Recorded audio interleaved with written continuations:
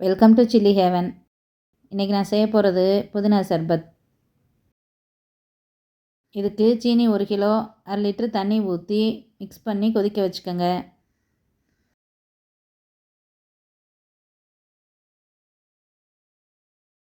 புதினா பெரிய கட்டை 2 கட்டை க்ளீன் பண்ணிக்கோங்க.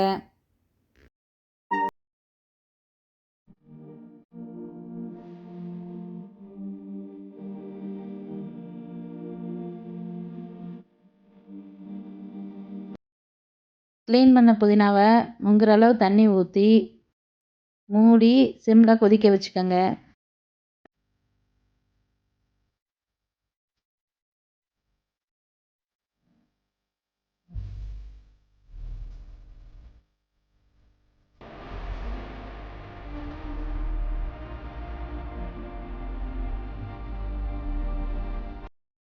நல்லா கொதித்து ஜூஸ் இறங்கவும் ஃபில்டர் பண்ணிக்கோங்க. சீனி கரையவும் ஃபில்டர் பண்ணி வச்சுருக்க புதினா ஜூஸை பாகில் ஊற்றிக்கோங்க. கொதிக்கவும் ஸ்டவ் ஆஃப் பண்ணி 14 எலுமிச்சம்பழத்தை ஜூஸ் எடுத்து ஊற்றிக்கோங்க. புதினா சர்பத் ரெடி ஆயிடுச்சு. கலர் ஆப்ஷனல், தேவைப்பட்டால் போட்டுக்கோங்க. ஆறவும் பாட்டிலில் ஊற்றி ஸ்டோர் பண்ணிக்கோங்க. தேவைப்படும் போது 1/2 கப் புதினா சர்பத் 1/2 கப் தண்ணி கலந்து சர்வ் பண்ணுங்கள்.